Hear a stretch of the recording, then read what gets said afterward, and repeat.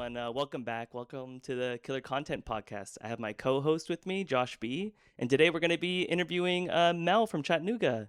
So, hi, Mel. Hey, Thank hey, you so much hey. for coming. Hi. Yeah, Um, thank you for having me. And I yeah. just want to say thank you to you both for taking the time and effort to do this podcast. Like, I think the Aw. community is really starving for more Killer Queen content. So, thank you for giving that to us. And I love the first two episodes with Mel and Chaco.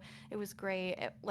One, because I could listen to people talk about KQ all day. And two, it was so nice getting to know them more as players. I think that was like one of the special things about doing a podcast like this. So, I'm really honored to be here.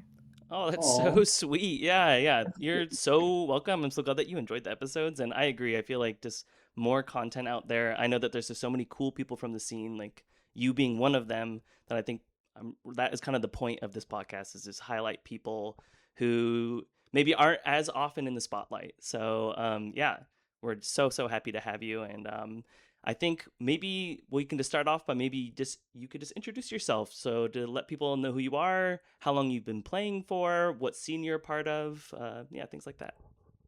Yeah, so I'm Mel. There's Mel B, and then I'm Mel R, otherwise known as Mel Ski. Sometimes you'll see that on the team sheets. So I'm from Chattanooga, born and raised, and I started playing the game in 2018, but it was like super casual. I only played it because it was at this bar that I was already going to because I thought the bartender was cute. I was not interested in playing Killer Queen, and at the time, I think. Um, like I didn't know anyone who played, and it's really hard to get into it if you don't already know someone. Only because it can be really intimidating. So then I met Keith. We became friends, and then COVID happened. So the barcade ended up closing. So then I started getting back into it after COVID because he was inviting us out. So that was probably around like 21. And then in 2022, the end of 22 is when I went to my very first travel tournament, which is like this little thing in Columbia, South Carolina at Transmission Arcade. And I was on Christian's team, Christian from Charlotte, who was my very first queen. So I have a special bond with him. And um, yeah, so ever since then, I have really been going to a lot of tournaments. My very first big tournament that I went to was Baltimore. It was the Bring 3 Draft 2. Kevin from New York was my queen on that, and Alex P was on my team. So I don't know why, but I feel like every time I play with Kevin, whether it's trash or whatever, I have to like make him proud, like he's like a dad or something. But yeah, and then I would say ever since that tournament is I've just gotten obsessed with it, and luckily Keith and I have been really lucky to just go to a lot of tournaments. Um, but yeah, I don't know if that's what you meant if I introduced myself, Oh but yeah, totally. That was fantastic. Yeah, Thank you so much. I feel like I'm gonna go on like a brief tangent here. I feel like I'm so curious about this pick three, or bring three, draft two. I was literally talking with Josh earlier this week, being like, Yeah. just like looking at Camp KQ getting announced and being like, I'm so jealous. This sounds like so cool. I wish we could do that in SF. But like also feeling like I don't know, maybe the try hardness. Like I like playing with particular people, right? Like I want to play with my friends. I have like a particular group of friends I want to bring, and I don't know, basically I feel like this is like an interesting format that I haven't really seen adopted. What did you think of that? Was that like a good I experience for you? I loved it. I obviously I got drafted onto Kevin.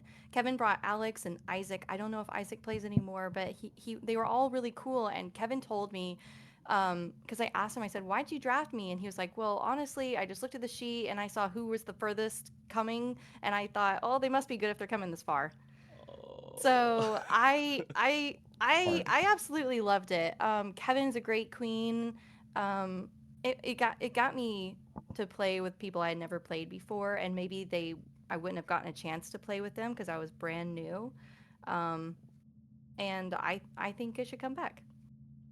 Oh, that's awesome. Try that. I want to try that bad. That sounds so fun.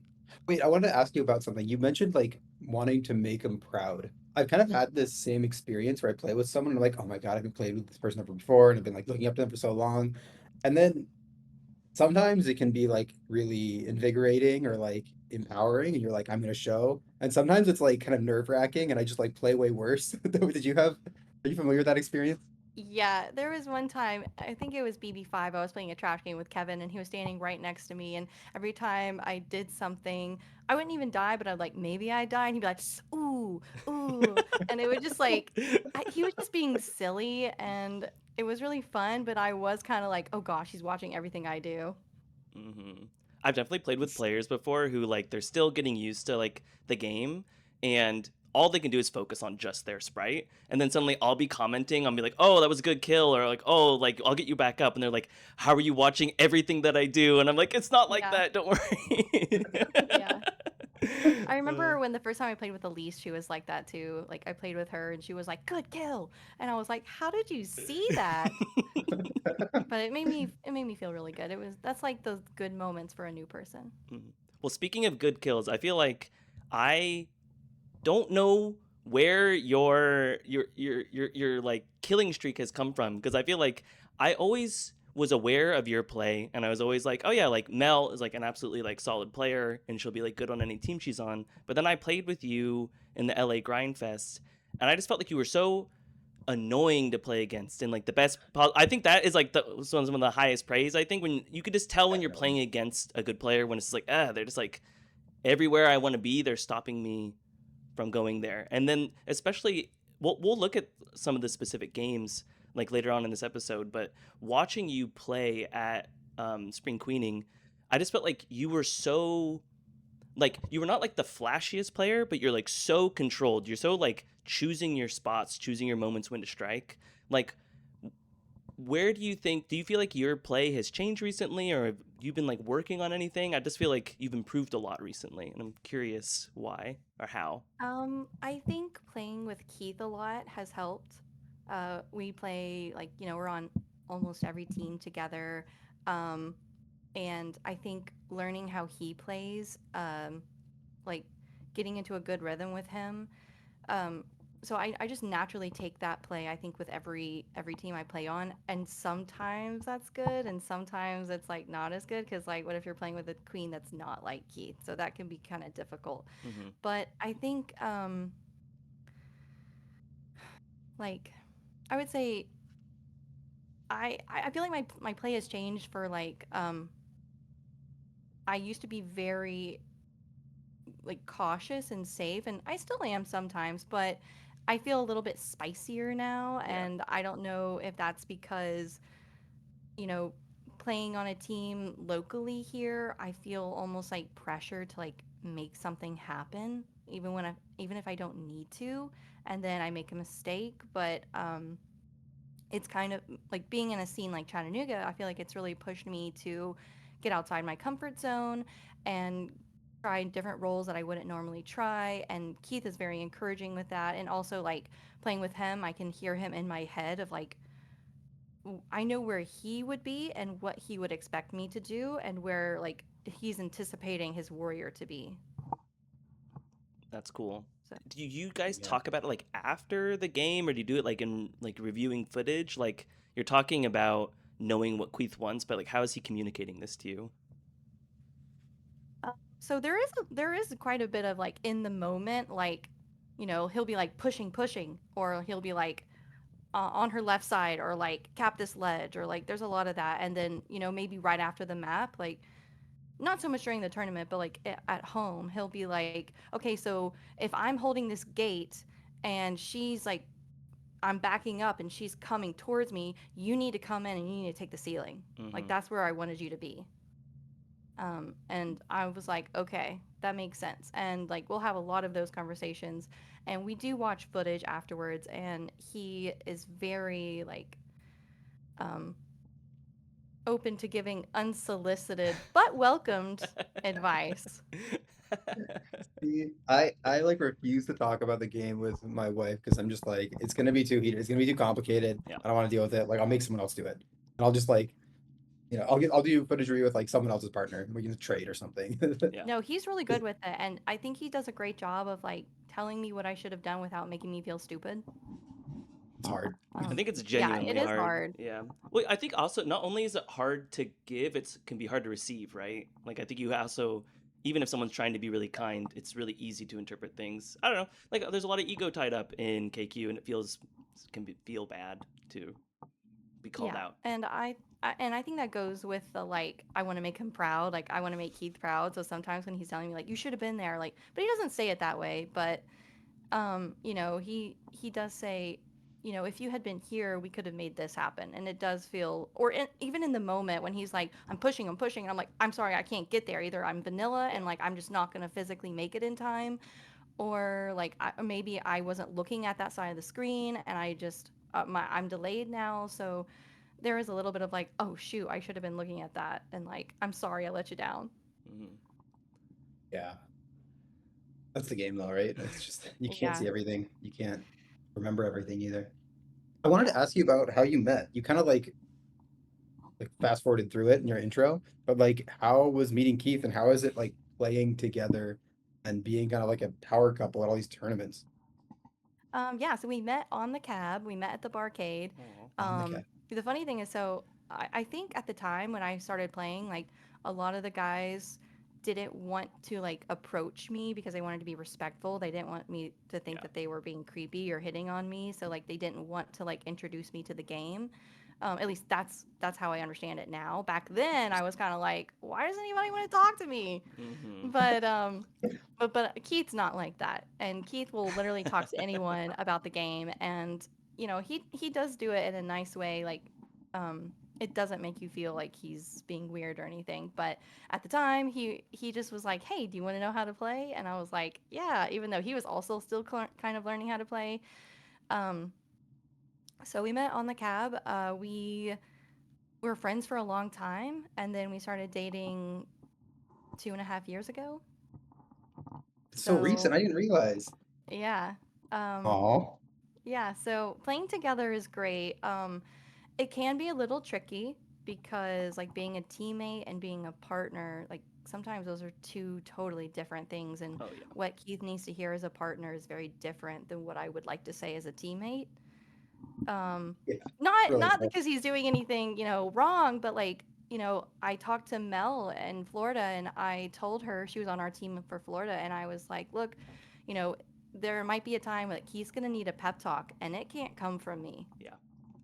Like Yeah, as the teammate, Mel, I need you to be the person that says like, Keith, we got this. You got this. Like but sometimes like that doesn't always come it doesn't always go well coming from me. But as his partner, like we're having a great time, and I am very encouraging of like, you got this. But sometimes if someone needs to tell him, hey, like you're doing this too much, or you're trying to do this and it's not working, like sometimes that doesn't come well from me. yeah, yeah. That makes sense.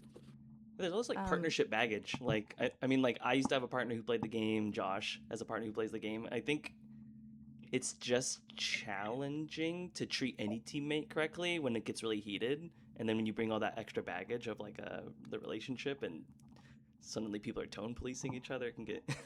I think it's really cool. Basically, I think it speaks to the strength of y'all's relationship that you guys can repeatedly do it. It's awesome. Yeah, and I think in a lot of the teams that we play together, I mostly play like the safe warrior, and I think that's a good combo for us. Like, because if Mm, he has his inside cab, the speed warriors, like they're playing a little closer together, and I think like them like having that like separation is also good. Like I have my job, which I mostly play ledge, so like he's with other people and I'm doing my job and he's doing his job, and like I don't know, I feel like that helps. It's cool. interesting. And also it feels really good when you win together. Oh, That's Oh, awesome. that's true. But if we're not playing together, then my ultimate goal in a tournament is to beat Keith, is Of to course. knock him Yeah. out of the of tournament. course. Yeah. Even if you get second to last and he gets last, that's all that matters, right? Yeah. Well, when But during spring cleaning, we decided that we didn't want to play on the same team, mostly because of like, what if the team isn't doing well? Then like mm, we're both stressed and like we're both Mm, TOing, then then like it's probably not the best. And also like that way we can be in two different places at once. So like if we're both playing on the cab and someone needs something immediately, then like they're just gonna have to wait. But like if we're on different teams, then If he's not available, then I'm available.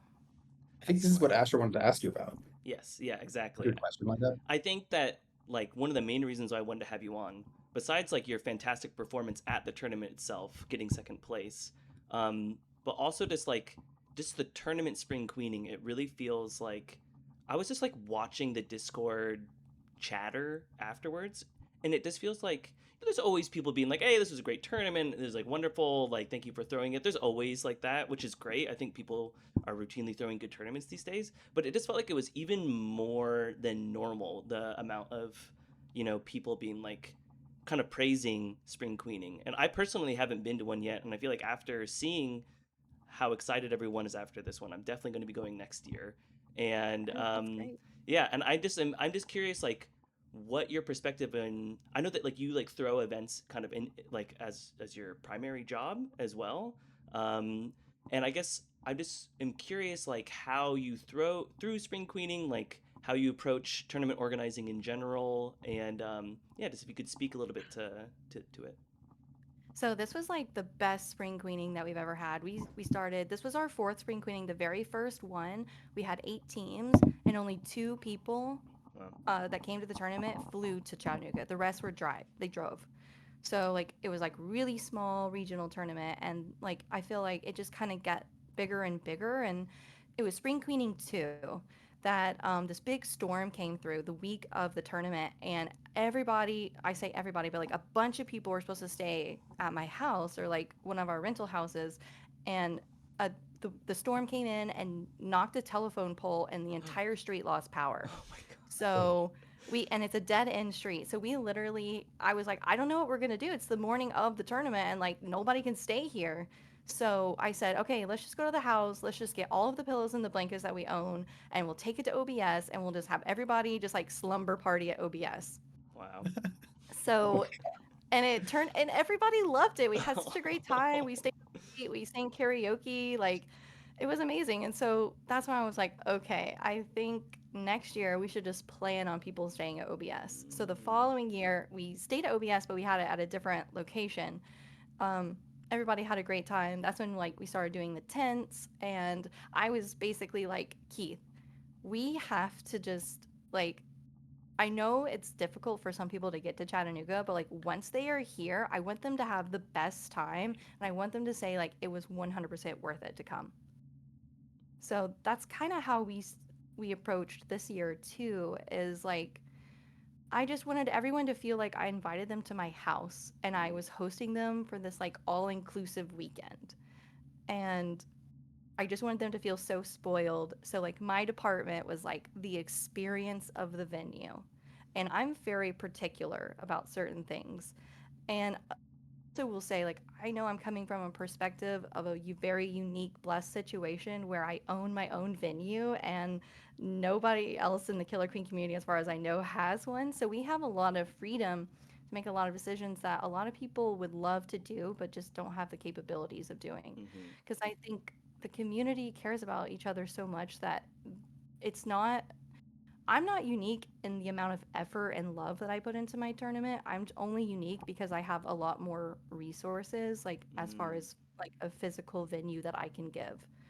And I literally pulled out all of the best things that we had because I felt like these are all my friends that are coming, and I want them to have the best time. And I I did a lot of like walking around. So one thing that I did was I wanted to do this Hall of Fame. I called it the Hive of Fame.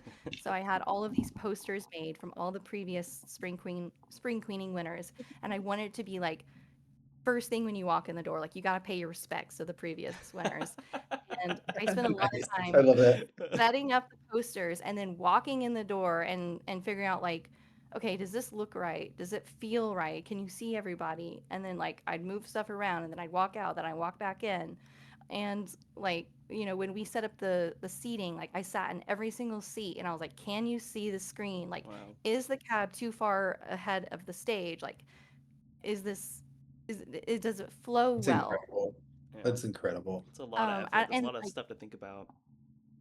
and then like we go to a lot of tournaments. So every time I go to a tournament and I'm like, I really like that, I steal it. and I Mhm. say, okay, I'm doing that in my tournament. Or if someone has a complaint about something, like one time, I think there was a complaint about like not enough water available. Mm. I think that was also at BB5 too. Like everybody was like, "I'm so thirsty, I need water constantly." So I was like, I told the bar staff, I was like, "Look, we need to have this water full at all times." Mhm. Um, so like, I was very particular about certain things that I wanted, and I also like wanted to be able to house everyone that needed housing. So we housed personally, me and Keith, 37 people. Oh my That is not gosh. that does not That's include insane. anybody else that was housed by anybody else locally. That's a All right, I'm monumental impressed. effort. Just like having 37 people be accommodated, just like the rooms and yeah, yeah. Yeah, it was a lot. It was a lot of like figuring out who was going where. I put out a Google form that you could fill out for if you were staying at OBS and like what your preferences were. And I tried to accommodate everybody the best that I could, but like I didn't turn anybody away. Like if someone signed up and said that they needed housing, we made it work. Wow. Mm. That story So reminded me of Bumble Bash and kind of the venue at the last minute needing to change, and how you had a contingency plan already ready and moved, like, got everyone to move the cabs to the new venue like the night before. I was so impressed. I didn't give you a shout out for that yet, but that was so impressive. Yeah, I mean, I that think was so you stressful. like saved Bumble Bash essentially. Yeah. Like I remember Ian talking to Ian afterwards, and because I didn't know you yet, and he's like, you know that Mel runs Chattanooga, you know that, right? Like Mel runs these streets, and it's like she can get anything done, anything that's needed. It's if it's in Chattanooga, she can make it happen. And I feel like I think it feels true. I feel like, yeah, I just think about what would have happened if it happened in another city. If it happened like let's imagine in a world where it's San Francisco, and like there's no way, there's no contingency plan, there's no solving that. It was just like amazing that, yeah, we Crazy. were able to transition from Old Bailey Station to well, I don't know what hotel that was, but yeah, it was really It was amazing. really nice, like especially after Bumble Bash, being able to have a tournament at Old Bailey Station at OBS because and someone told me, I think it was Joel. He was like he was like BB5 would have been really nice here. I can see the vision. Like Mm-hmm. he meant it as like a I don't know, as a compliment, but definitely like yeah, this you have a nice spot is basically how he was saying it, and I appreciated it. But yeah, and we so anyway, so yeah, I was big on the experience. A couple other things that we did was like I had signage in the bathroom. Like I put the schedule at eye level if you were sitting on the toilet on the back of the door. Nice. Because Wow. I was like, well, if you're sitting Wow. here, you don't have anything else to do, Yeah. or you don't have, forgot your phone or whatever. Like, what else are you gonna look at? You're gonna look right at the door. And what do you need to know? The schedule. Nice. I love it. So a couple things like that. Um, But I love planning tournaments. I love the decorating for them. I love setting up all the tents. I love making the checklist. I love like watching people walk in the door and their jaw just drop and just be like, "This is amazing." I feel like when I Um, like as I'm hearing all of this, I feel like I've just been very like introspective recently and thinking about like why do I like Killer Queen so much? Why do I like invest so much time into this game? And so like hearing you talk about the level of effort that you put into Killer Queen and like into that event and into like I mean the fact that you're travel like we it is hard to get to Chattanooga. You have to leave Chattanooga every single time you want to travel. So you're having to do like it's not just like 10 minutes away you can drive to the like an airport hub or whatever. You have to do you have to go to Atlanta in order to go to every single tournament. I think that's imagine what you're doing. But, I fly out of Chattanooga too okay. sometimes. Okay. Like Chattanooga has direct flights to I Chicago and see. Dallas, and Oh, nice. That's good to know. But still, just like the amount of effort that you put into the game, I guess like what is it do you think about Killer Queen that makes you care so much, that makes you so passionate, that makes you want to do review footage and throw tournaments and get better and like listen to content? Like what do you think is like continuing to bring you back to Killer Queen? um, I mean, it's really the friendship. Like there was a moment during spring cleaning that like I think what a lot of people really enjoyed about it was one that we had the venue to ourselves, and that two, like there were other activities to be had at OBS. Like we had all these tables and everybody brought all these different board games, and we Mhm. had a piano that was donated to us a couple years ago. So there was a moment that I looked around and like all of the musician KQers are like hovered around the piano and they're all taking turns playing, and then like I look over to another side of the room and there's people who I don't who don't get to see each other all the time, and they're playing a board game that they had never played before, and they're laughing and like and then I have other people who are like chilling outside, and just all of the like I don't know, just like bonding that happens. And when I go to a tournament, like last weekend I went to the Philly tournament. That was the first time I ever went to a tournament without Keith, and Hmm. I was worried I was going to feel lonely because I didn't have my built-in buddy, but I didn't. I just felt like I was with my best friends for the whole weekend, and it was Oh. great. And it was like, well, like that's the best part of it. Especially the best part is when you're on the cab with 10 people and you're just all laughing and having a good time, and like everybody's doing silly stuff, but like you're like still taking it seriously. Like those are the best moments. Hmm. Absolutely. That's such a good answer. It's so I think it's so interesting that like KQ has more to give when it comes to the game. I feel like it seems to me like such a simple game. You would think that at some point after these 10 years like we would have seen all the situations that you could see, but there still is like I'm still like laughing, like full belly laughing at things that happen in the game routinely because of how I don't know, like weird the physics is or how expressive the mechanics are. It's just it is interesting to me that like yeah, you'll get 10 vets who've been playing the game for years and years and years and we can all still just be yeah, cackling like till 2 a.m. It's wild.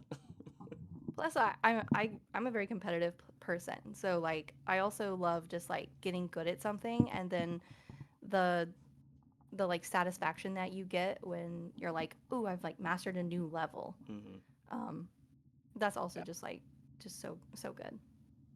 Yeah, it's very satisfying when you're able to like now compete with people who previously you weren't able to compete with. Yeah. Oh yeah. Actually, you want to do your questions? You have a couple Yeah, more, I yeah. think.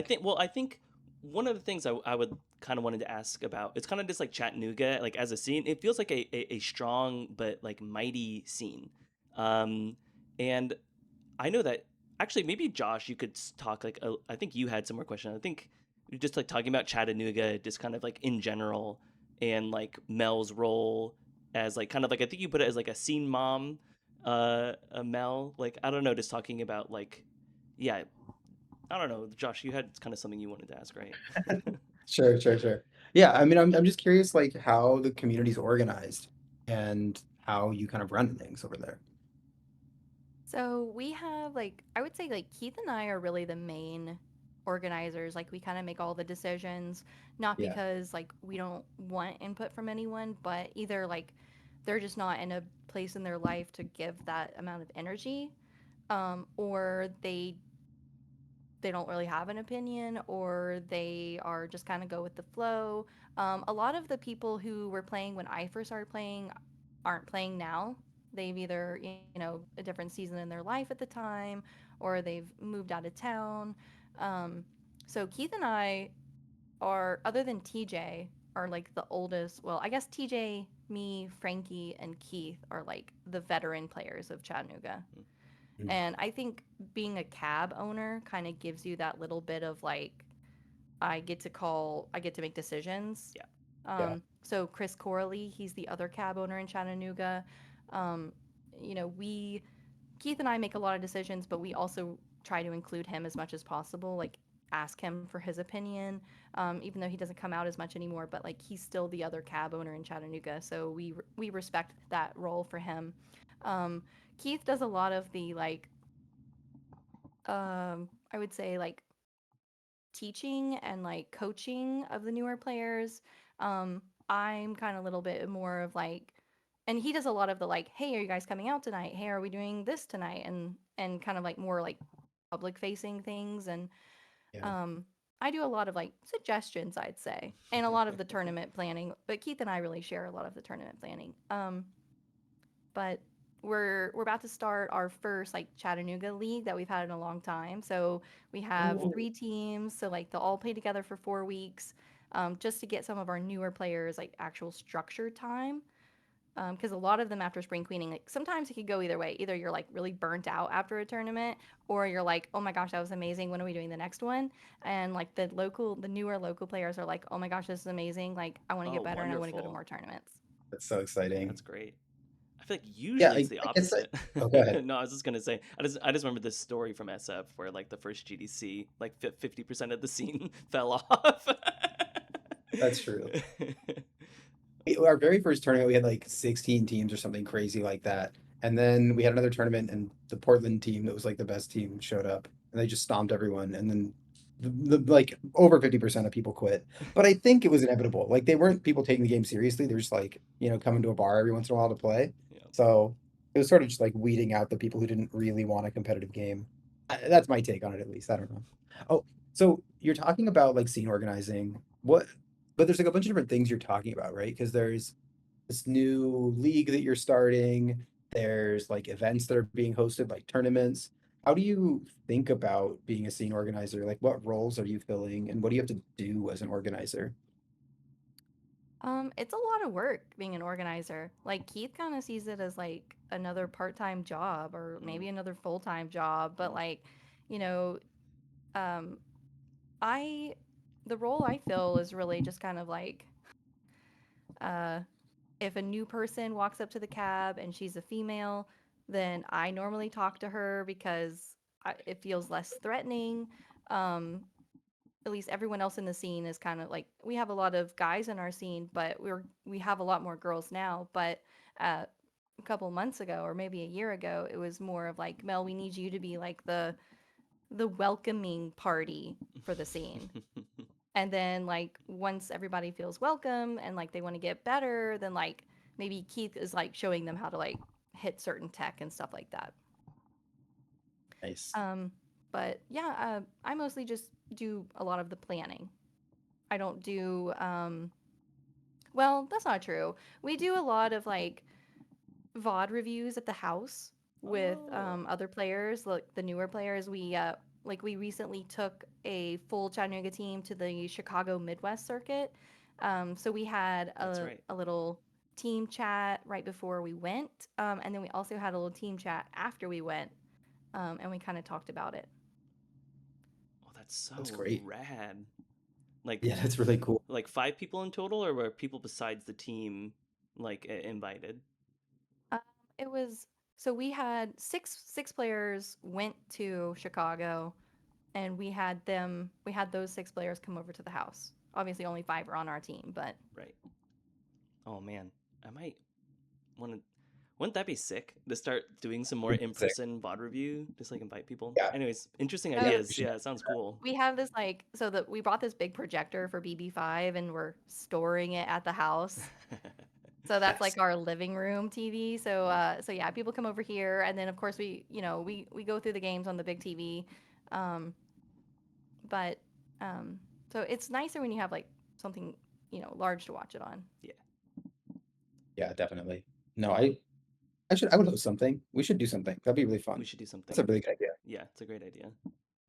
Okay, I want to jump into games, but I have a very hot button topic that I asked if we could talk about, and you said you were down, so no one come at me. I'm gonna try to just read this as clerically as I wrote it because I want to be very conscious of how exactly what I'm saying here. But I want to talk about what I think's the hardest part of organizing, which is like bans and unacceptable behavior. And I don't want to name anyone, but a couple days ago, an accusation surfaced where someone who's been playing for 10 years or something in another community has been harassing someone and like said the N word in public. And, personally, I think if this happened in my scene, I would call for the player to be banned or suspended. How would you guys handle that in Chattanooga? So luckily, we really haven't had a lot of drama the past couple of years since I've been a scene organizer. But the last time in Chattanooga that someone was banned, we put out a anonymous poll, and the person was banned. It was unanimous. They were voted to be out. they it uh it wasn't really a super extreme situation. Like no one felt personally unsafe because of this person. So I think you know it would be that's first of all how we would handle it. Like, does the scene want this person banned? And we would unanimously, or we would put out an anonymous poll probably. And if it came back unanimous or like a majority, then like they would be out. This person did end up coming to BB5, and I notified the TO team, and I told them like it was decided that like I am fine if she is here, but just beware that like there could be drama, and the second that there is drama, then like this person needs to be removed. Hmm. Right. I remember this. I thought you Um, handled that very well though, and it ended up not being a problem at the event, right? right, she was totally fine. She didn't cause any problems. She had come to spring cleaning the year. I think no, she came to spring cleaning after that. Mm. She came last year, and she showed up and she wanted to talk to somebody about why she was banned, and I had a conversation with her, and I took a witness with me, um and or an unbiased witness or unfamiliar witness, and she ended up leaving. And obviously like we're in a public space, so I can't tell her to just like leave the bar, but I can Yeah. tell her like, hey, this is like a tournament that's happening and you're not welcome in the area that we're having the tournament. um but if she came to OBS, I was gonna be like, ma'am, I need you to leave the property. Out of here, Yeah. 86. Yeah. Yeah. I mean, that kind of touches on something, right? Because my next question, I'll just read it in a second, but all the scenes operate independently. And so because there's no like centralized council of some sort, like you can as the TO say, hey, this is the tournament that I'm running and this is my opinion about it and this is the decision I'm going to make.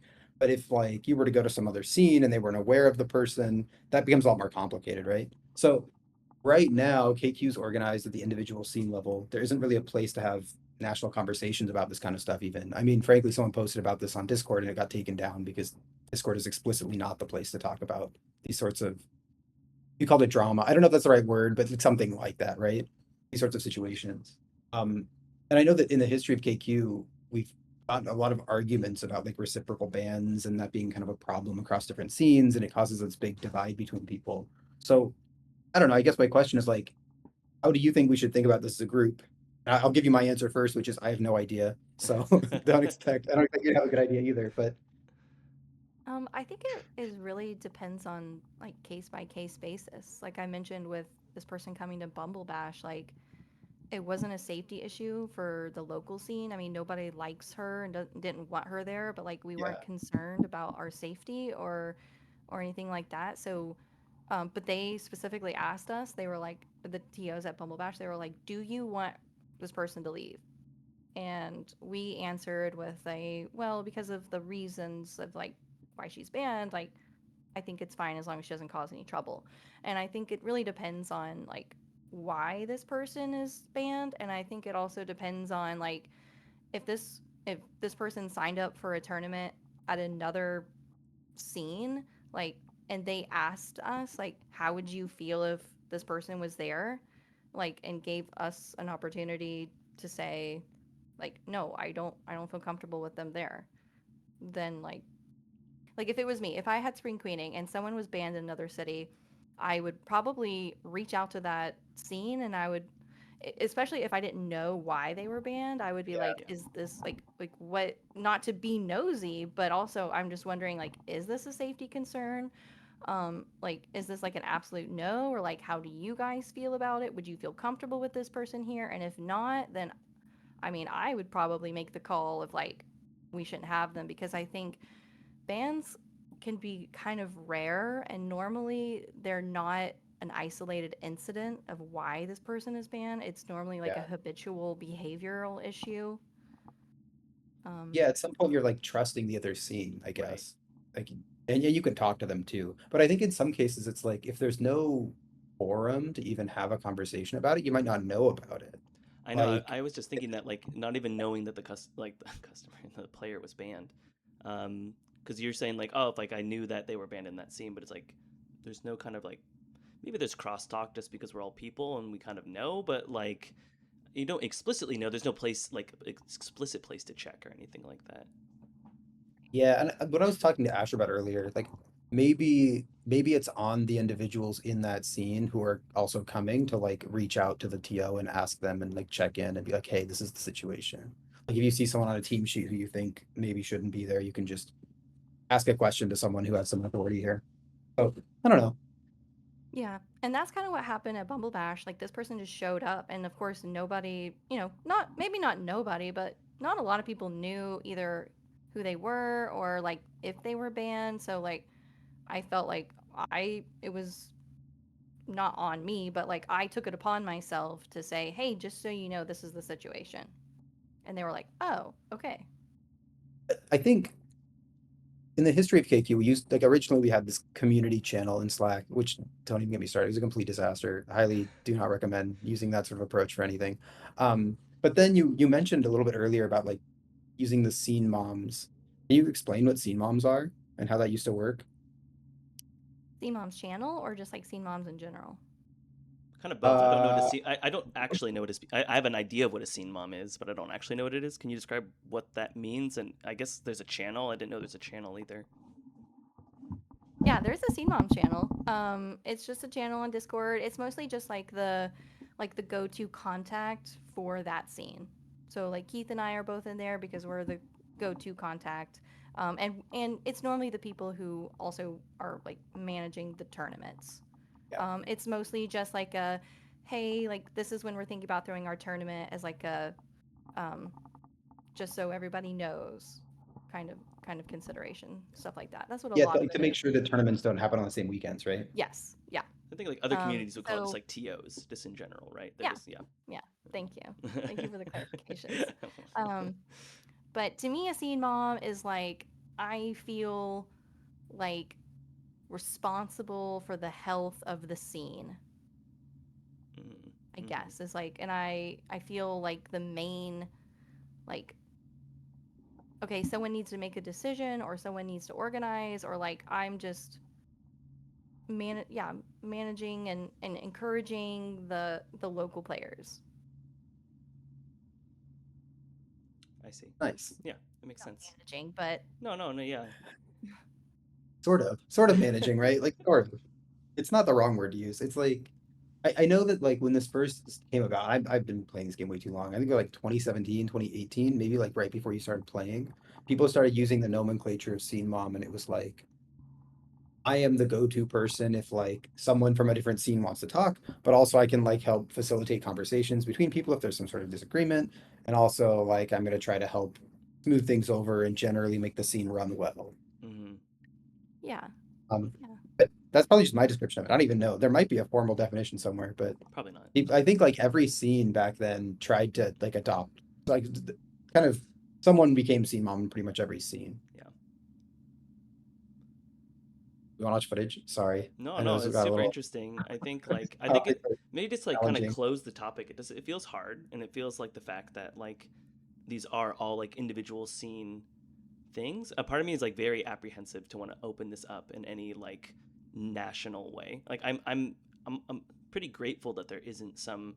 I guess there is this Scene Moms channel, but I'm so glad it's not just like an everyone channel or something like that where this is discussed because I do think it's like these are things that should be handled like you said, Mel, like case by case and like we all make mistakes in the you don't want it like blowing up on like a national level when a lot of these things are just like accusations and nothing's like there's no court here or anything like that and we wanted to like give everyone like the benefit of the doubt and whatnot. So I think that we want all of our community members to be safe and to feel respected and to like have there be like a place where if you're the victim of something that you don't have to like continue to be the victim even like in travel tournaments. But I am think a part of me is like does think it's appropriate to have things be handled locally than like I don't know some like national trial or something like that. Yeah, no, I mean, and that was kind of what happened with community to some degree because it was open to everyone across the national community, and it just turned into like a place to have debates about how people should be treated, Yeah. and that I think didn't serve anyone, frankly. But yeah, it's all very interesting, right? Like something happens and you want to be respectful to the people in your community and to the people in other communities, and you want to make sure that you don't allow behavior that's unacceptable, like harassment, like um, you know, racial slurs, like these things that are clearly, I think everyone would say like not acceptable. But how do you actually enact some sort of policy to do it to affect change there? I think that it speaks to the health of the community overall, though, that these things are pretty rare, right? This isn't something we're running into every other week. This is like once every couple years something like this happens, and everyone's like, ugh.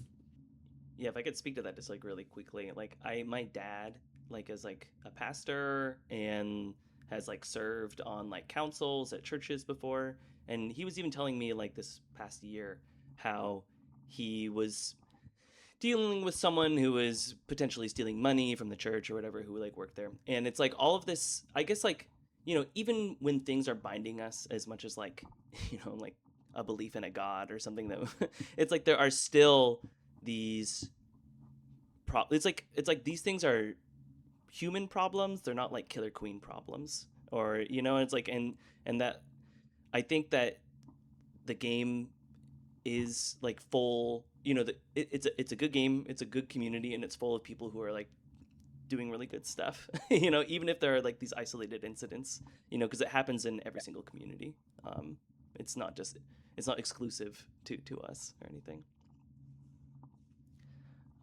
Cool. Yeah, I think with that, maybe we can Footage. look at Are we some watching? footage. Yeah. Okay. I did want to say I watched this game like an hour before we started this because Mel just linked it, and it was so impressive. Her play is so good. Everyone watching this, you have to know. Like, I sometimes I'm like, am I even doing anything right now? Like I feel like I'm just existing. sometimes, okay, but everyone has that. I think there were actually moments in the game where you got caught in that a little bit, but it was like percent maybe.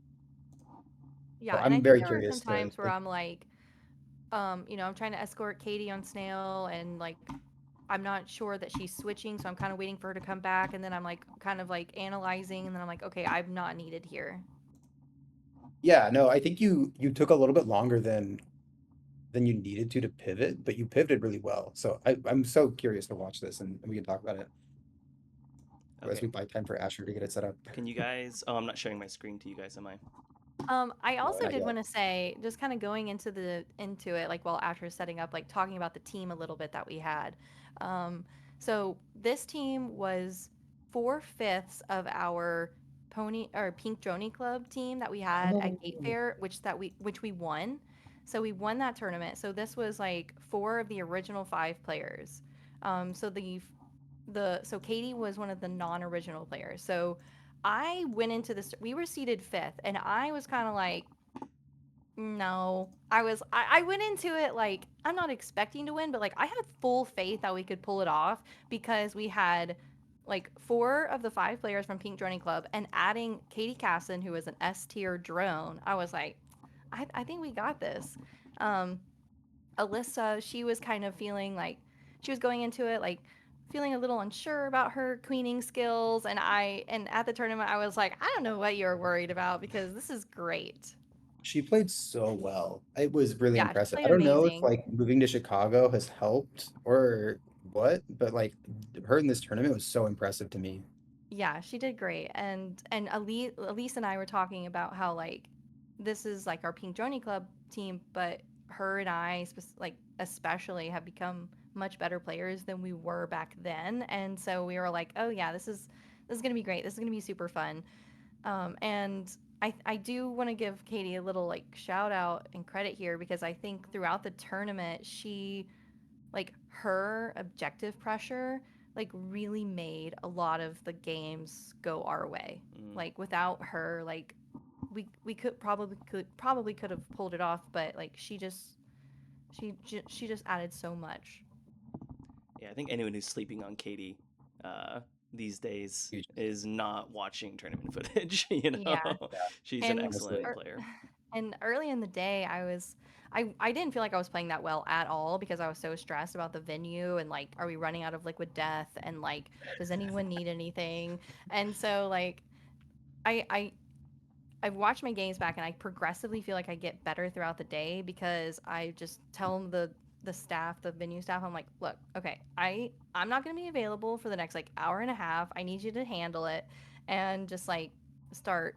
And I was like, I'm not playing well. I've invited four of these people to play with me and I'm playing like trash and they're probably regretting playing with me. So I just like need to get in the zone. So then I just said, okay, I'm just gonna focus on KQ for the rest of the day. Mm-hmm. That's so relatable. I've had that thought, like, oh my God, I'm letting down. Oh no. And then like on the other side, I've never felt that way about another player, right? Like I don't think I've Right. ever been like, oh my God, this person on my team's really shit in the bed. That's the Yeah. issue. No. Like, Yeah. but of course, feeling it about yourself and thinking other people have that thought is very natural. Yes. Funny.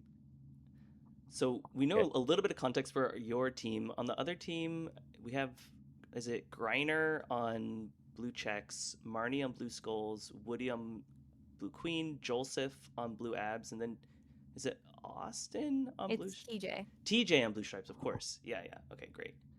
So yeah, definitely a murders row, and they're coming from winners, and you guys are on game 3 of the first set. So you guys are in losers. You have to win 2 sets, and you're currently up 2 games. So you just need one more to reset the series, I think. So with that, you're on gold stripes, and what is your role on this team? So I'm safe warrior. So I'm getting up the safe gate, and my primary role is ledge. Unless they are not running berries, then I tried to be like with Katie a lot, especially like Elise if Elise was down because that was Elise's main role. But then if I was last, then like I just tried to meet up with Alyssa as much as I could to help other people get up. Got it. Yeah. And like we'll see in this game, like you do such an amazing job of like yeah, ferrying Katie and also helping Alyssa. But yeah, let's get into it. And you guys can see the screen, right? Yeah. Yes. Okay, great. Oh, I got it. Lisa's hat though. So you form yeah, Uh, I know. Form. You form safe and then I immediately liked this. pressuring queen. I mean blue queen does a speed open, right? Kind of wild. Actually, Yeah. let's just talk about it. Let's talk about speed open. So I think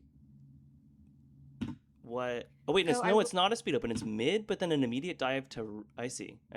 Immediate dive Yeah, to. So yeah, this yeah. is the third game. So the Okay, first game that we play against this team, Woody does the same open, but Alyssa Mhm. and I have Cross like field. this weird overlap where we keep going to the same side. So uh I huh. decide like, okay, I think Woody's gonna go here, so I'm just gonna immediately go to this side.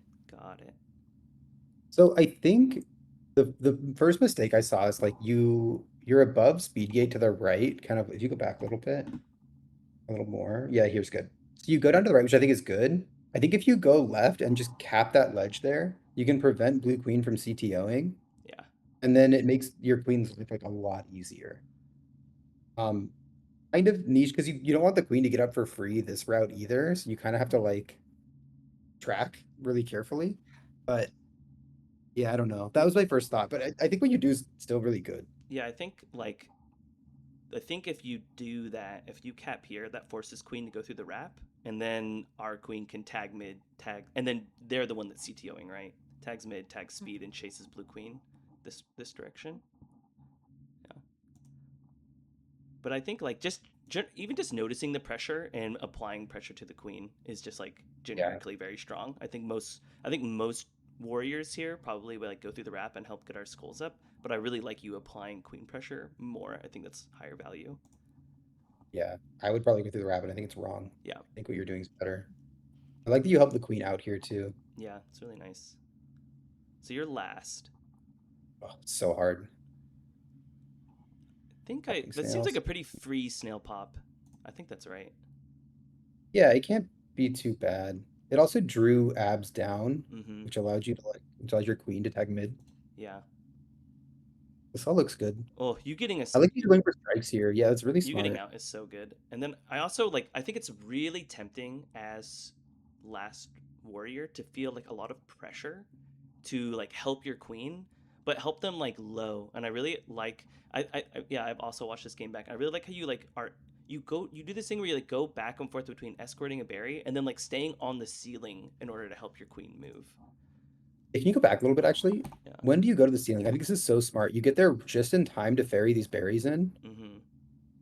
and now you get like one berry, and then you stay there to ferry the next berry, which I think is so smart. Mm-hmm. Yeah, and then go to help queen. I think that like getting on that ceiling above the hive is just so strong. Yes. Yeah, I think the hive is like the main escort spot. I think that the thing that like I always want to do in these spots is go stop snail, but I think it's a total trap. It's like if you go to stop snail and you die down there, then suddenly your team's wiped and you can't get any warriors up. But Yeah. like Asher and I talk a lot about like from the queen's perspective here, like what should the queen do? But now I'm noticing that if you have a warrior, what the queen does is like so much easier, right? You have a warrior that can be bumping warriors back. You just have so much more space to be actually getting side gate forms. So I think how you're playing this is like perfect, basically. Yeah. Yeah, like slowing down Especially- blue queen CTOing is Yeah. really nice here. Like, because blue Yeah, queen, this if is you're not right. here, blue queen's like here instead, and like then there's so much pressure on gold queen. But you just like stop so much of this and allow this like abs fight to happen kind of without a queen. The other thing I love that you're doing is you're not following too close. So the queen can't just like turn on you like Mm-hmm. unexpectedly. And you're doing this. You're just like applying pressure and then always getting out. Like not over applying pressure. You leave at the moments when you need to leave. Oh, So sick. oh, this is So so good. good. What a This kill. kill on abs is so sick. That's wild. And the berries are just going in. And now Mm-hmm. you got snail back. Oh, Okay, so now they're one warrior and they only have mid gate. So I think some like left, how? right? Okay, okay, they're getting a blue warrior mid. I see, or left rather. So wait, you're transitioning to so you're like kind of like helping berries get in, and then you see the queens down low, and then you hold her low here. Love it. So good. And I love what's that you didn't commit right there with the queen like juked. You just Mm-hmm. kind of like held mm-hmm. really good. Sorry, go ahead.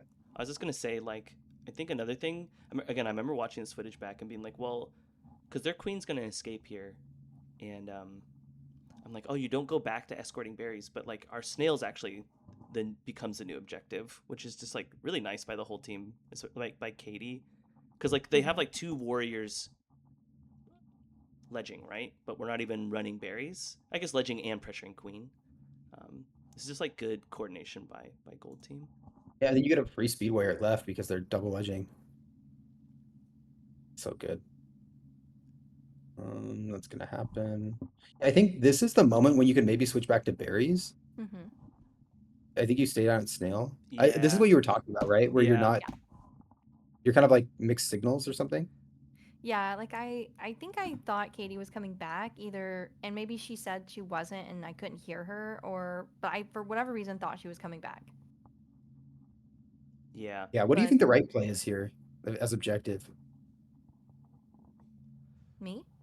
Yeah, Yeah. I don't know anyone. I'm not sure. I I think Katie should have gotten speed here yeah. because we had it and there Hmm. was no one pressuring it, and then either run the speed snail for like half a second. Like that's kind of what I was expecting her to do.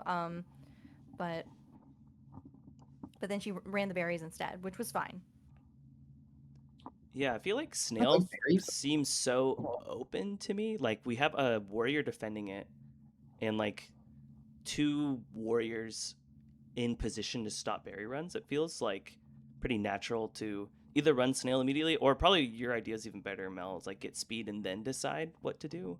I feel like that's like where my mind goes. But like I think Katie gets the berries in is the thing. yeah, I feel like if you can get the berries in, isn't it better to run the berry? Yeah, I mean, It's a just sick run. just run, just juke the warriors, just be it better. Yeah, that's all you got to do. It's Yeah, that easy. No snail. and then I snail, yeah. Hmm. It's awkward because it leaves you kind of sitting there not doing as much as you could be doing. If you knew about the transition, you could leave. Yeah, But otherwise, I like the play on both sides. I don't know. See, this is hard. Now you're not pushing snail, right? You go back a little bit. yeah. Is there a moment when you could have? I think what happens is they just send two warriors to your one, and now you just can't stop them from getting in. I think like here we get distracted by blue stripes, and we probably just want to go right here, right? Yeah. I think that's probably the Yeah, but move. But then the warrior comes from behind anyway and pops the snail probably. Hmm, you think by the time like you think gold blue checks is gonna like I don't know. I Mhm. feel like it's gonna get underneath the nub, and then Yeah. I don't know if they're dedicating two warriors to stopping the snail. That feels pretty good for you, right? Yeah, I don't know, Mel. What do you think? I kind of agree with what Asher's saying. Is like if you go in front of the snail in that little nub thing, then it's really hard for them to stop snail. But Yeah. I don't know. Hmm. Do Interesting. you have yeah? I like now it's abandoned time probably. Yeah. This is good. Oh, it's perfect. Oh, Katie's so good. I know she is. Little Wait, I juke, want to so see so this sick. again. I want to see it. Like, look at this little juke. She just like doesn't jump. Yeah, it's so nice, and that gets the berry in. Crazy. Yeah. And then you rotate really effectively. You guys are bobbing really well. It's nice. You just switch the feeling. You're just like a little Yeah. unit. Like you and Katie are just kind of like buddy buddies. Ooh, See, I love how you're getting away from queens like that. It's so easy to like mess up I want to watch and this not pay again. attention to the queen kind of like rising into you. Mm-hmm. Mm-hmm. But you just like go underneath at the perfect time Yeah. and threaten the little ledge so she can't just stay on the ceiling. Oh, nice, nice. You get the warrior kill too. Huge. Oh, here, go back a little bit. Yeah. I think if you rush to that spot, you could block the queen from getting up. But instead, you like Yeah. went up a little bit. As soon as you get the kill, you can cap that little ledge, and then the queen gets stuck. Right here. Yeah. Mm-hmm. Yeah, that was the other thing I noted earlier, I think. Mm-hmm. Yeah, I think like controlling queen pathing is just so important because like I mean queens. This is the weakest queen map, and it's because of these little choke points, like like the triangle or whatever, and it's like keeping her next to speeds. So it's super high value. I think it's like something as a warrior we all need to be looking for.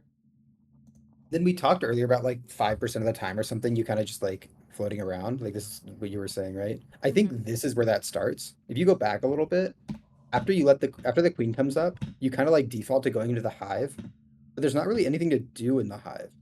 Right. I don't know. Okay, so like I see like a backdoor berry being run here, right? And if Mel stays here, like they only have one gate, right? So they're one warrior. They have one gate. Oh, They're gonna try and form out of this gate. So I feel like Mel has two choices. You can either like go where you end up going, which is kind of like right around here, or maybe like here and cap this ledge and basically guarantee a final top berry run if Katie runs a backdoor. Because no one like especially if you're capping this ledge, there's no way blue queen can enter and stop the top berry run. So that's like one option you have. And the other option you have is kind of somehow finding a way to get to the right of blue queen, and it's probably by going like yeah. underneath here and then pressuring the right gate form because they're going to be trying to get some warrior up at right gate or just rotating to this gate, right? Like it's going to be either of the side gates, and like Alyssa's going to be CTOing. So I think I don't know what's higher value. I imagine what's higher value is trying to run the last top berry, right? Rather than stopping a second warrior form. I don't know. I don't know. No, it makes a lot of sense. I think you're right, actually. Never mind, your play's perfect. But like I didn't see it until we stopped it, right? I think it's Yeah, hard to yeah, Yeah. yeah. see that this is like actually you're setting up for a backdoor berry top run. That's Well, what in this fact, position's this all about. setup is really good, isn't it? Like Yes, if you're kind of like laddering next to the queen, like you're trying to get a form at a gate or something, then the blue queen can never dive underneath your queen to block anything. right. You're stuck. I think you like maybe okay. I said you should be here. I think that's actually wrong. I think you want to be right here I Yeah, because think then that's what I end up doing is right. like I'm trying to create like a wall, Yes, but yeah. and Oh, then it's good. then It's very really very basically you set up this wall, and then if she ever does try and juke, then you default back to here. So like you're you're you have so much space that even if she does get a little, she like kind of jukes you and gets a little bit of space, you should be able to cap here pretty effectively. Yeah, interesting. I think Katie Oh, running front didn't door. do a back door though. Yeah, needs to run back door there. Yeah, and then you die, which is gonna How happen. do we die here? I think you're trying to you're just going for I a drone I'm trying to denial. go for abs and they get me instead. Yeah, yeah. Mm, I think when we have all the gates, it's kind of fine to do that for what it's worth. Like we have all the gates and all of their warriors are crowded. I think it's fine to be going for strikes. But And you're stuck on vanilla. You don't want to be vanilla. exactly, yeah.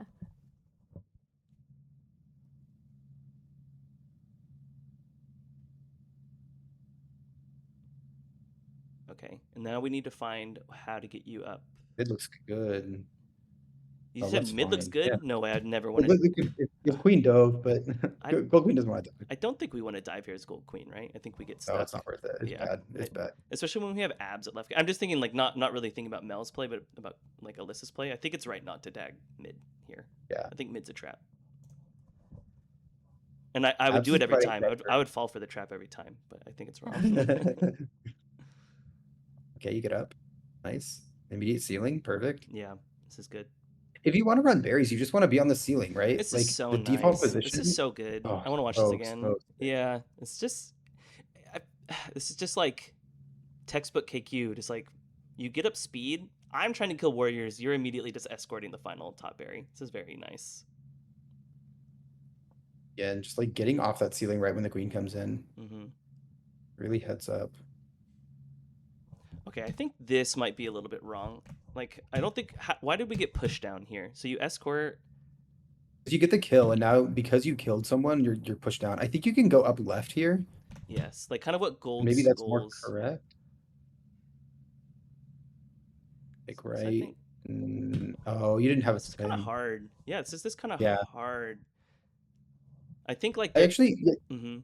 go ahead. No, I have like some ideas of what you could do. What were you gonna say, Josh? I think if you feel like you're getting pressured here, and if you feel like rising up is going to get you killed, it's totally fine to keep going down. Yeah. Especially if you're with your queen, like you can probably find a play later. I think you end up finding one.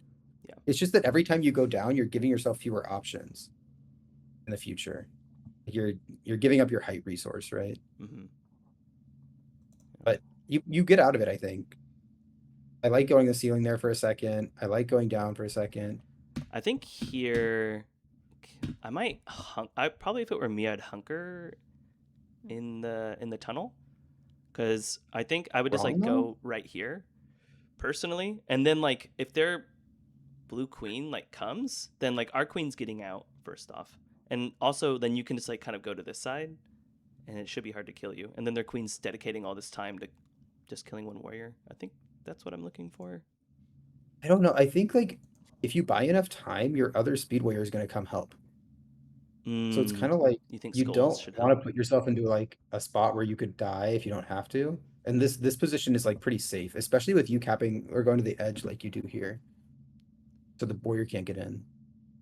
Wow. And then eventually the queen just like shoots herself. How does Alyssa get out? The queen just Oh, I think this like moved them. Woody just. I think Alyssa's kind of like this half turn in the wrap, kind of just Yeah, tricked Woody a little bit. That's nice. really Wow, sick. crazy. And then the kill. Wait, how did you get out though? You were out staring at the queen. Yeah, Go yeah, back. okay, okay. You just gotta juke one warrior, right? Oh, the warrior left to Oh, go the get Warrior queen. warrior left. leaves. Nice. I think like because So good. probably Blue Queen asked maybe to. I mean, it's like if gold blue skulls is here. I don't know. This is hard. Yeah, maybe blue skull Pretty should just stay. interesting position though. Yeah, it's interesting. Okay, Reberry's out. I'm Bavarian. Yeah. So what I mean, what are we thinking about? I think we're just their queen's last. They have 3 warriors. I think we need to focus on getting our 3rd warrior up and then doing some like slow escorts of berries. I think that's what the team's priority should be here. I think that makes sense. What, Mel, how are you thinking about it? Um, in the moment, I think I'm thinking like we're all in on berries. I think, and Mhm. I'm just trying to find my way into there to help Katie get in. Yeah. That sounds right. So like finding Katie, basically. Makes Creating sense. space for Katie, maybe? Yeah. Yeah. I like what you're doing a lot. My default would be to do what like I think Elise just did, which is like go try to trap the queen because the queen's on last. But I think it's kind of like if you're this far up on berries, there's not really a reason to try to go for queen kills, right? Right. Just win an objective. Yeah. Well, and I was like, well, Elise has it handled, so I'll be over here. That's true, I actually. think just don't wanna diversifying is good. Yeah, just having a warrior over here not getting involved with Woody is probably good. Like Woody's so good that it's good just to control other parts of the map too. Yep. 19 berries to famine. And they don't. They're doing a really Oh, good job. you're on the new patch too, so they don't have this top, which is nice. Oh yeah, Yeah, I it's forgot actually a about pretty that. big difference. Abs could have ran that I know, berry, I but I saw think that getting too. up. I think Abs needs to, especially when they have no gates, needs to run that low berry. But we should form it far. No, they need Yeah, to form. They need another warrior. yeah. Maybe it just takes too long to Oh, grab another berry. That was nice by Alyssa. See, this is good. I love this, Mel. Just like slow down Blue Queen. Yeah, this is yep, great. Like, you basically pushed her to a part of the map where that she already had, right? Um, yep. That's really good. I'm wondering if we can, like, from here, if we could have this triangled though. Um, I think because we have speed, so you can triangle here. So I'm wondering if like, were you trying to go for that, or did you mean to bounce off this platform here? Um, I think I was trying to like ricochet to get over there quicker. Got it. Oh, I think well, and then you're kind in of hitting that the moment, I drone. probably didn't. This, when I go towards her, yes, but Yeah. then when I go back, I probably just accidentally hit the ledge Yeah. instead of going up the ceiling. No, I was Mm, wondering the first one. Yeah, because I just think like this looks to me like a position that you could theoretically triangle from. Um, this like is hold the queen low exactly. beside the side gates. Yeah.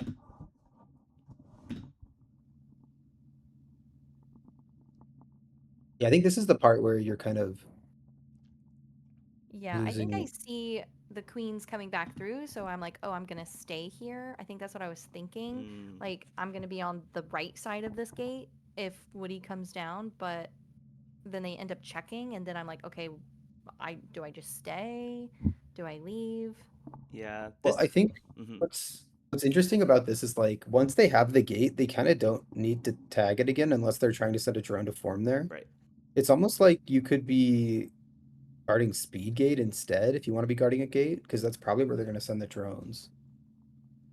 But go back a little bit. Let's watch it again. Because I do think triangling was correct. Yeah.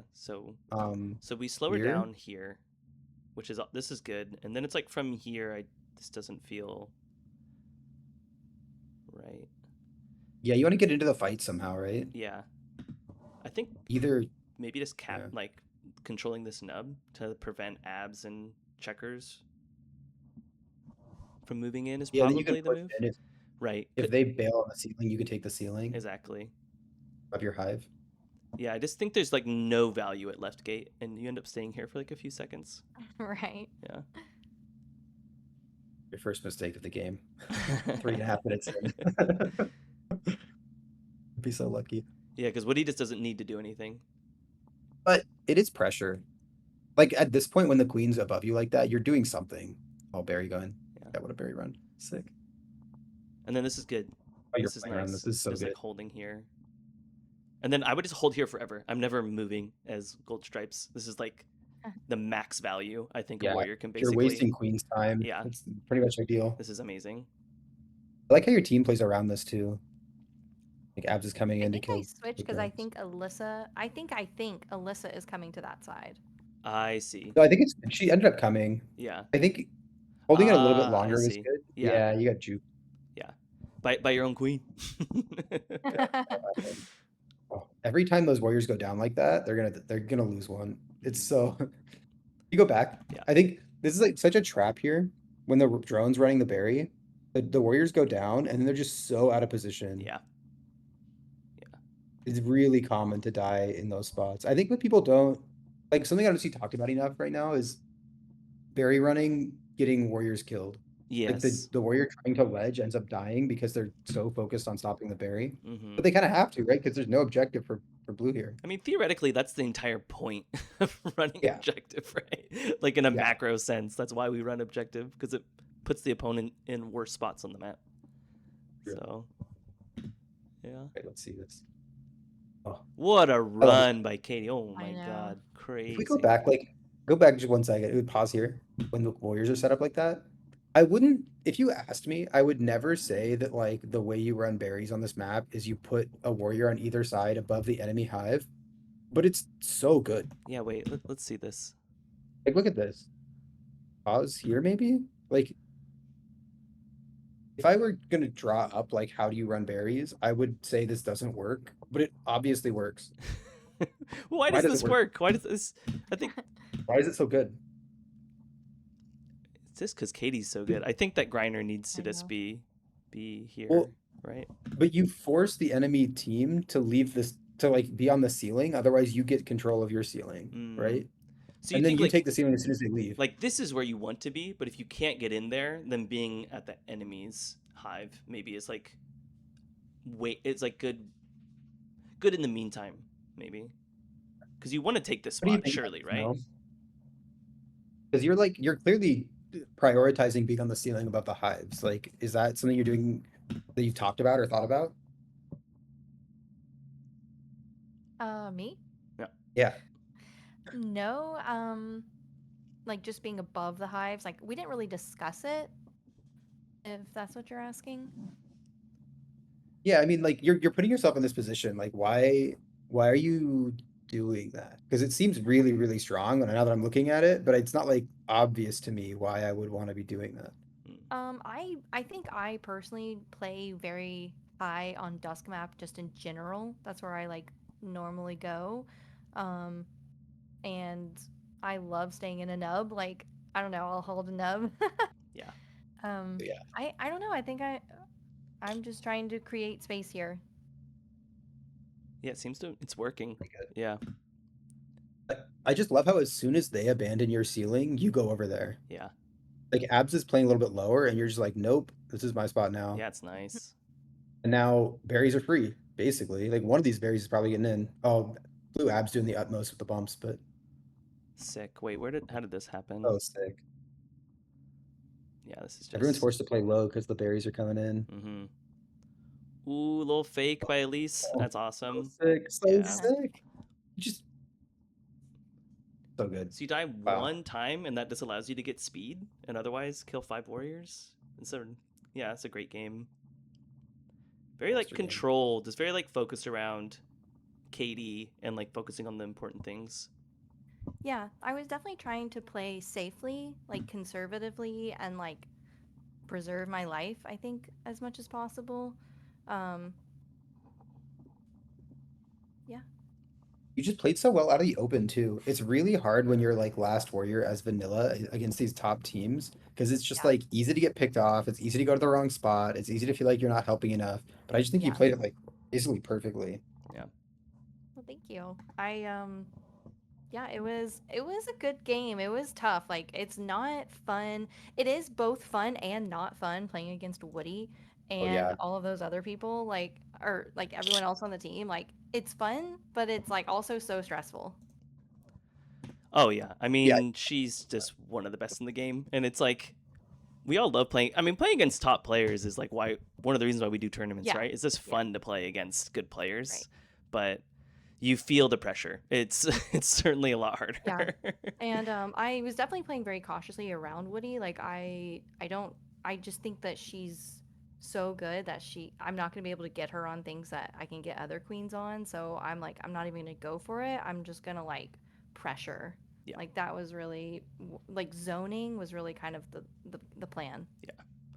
And obviously Yeah. Woody and Griner and TJ and Joel also all like excellent players too. It's not just the Woody Oh, show. yeah. It's like the whole other Yeah, team yeah, yeah. is amazing. Dude, Yeah. Griner and I have like this thing where like we always play against each other and we hate it. Like I'm like, oh no, I gotta play against Griner. Like we're just such friends, and like we're about to play in Spar Lake together, and this is the first time we're playing together, and that's great. Oh, that's so But yeah, cute. there's been so many times like me and Griner are just like against each other, and I'm just like, oh, I don't want to play against you. I love you so much. Um, and also everyone else on that team is so good.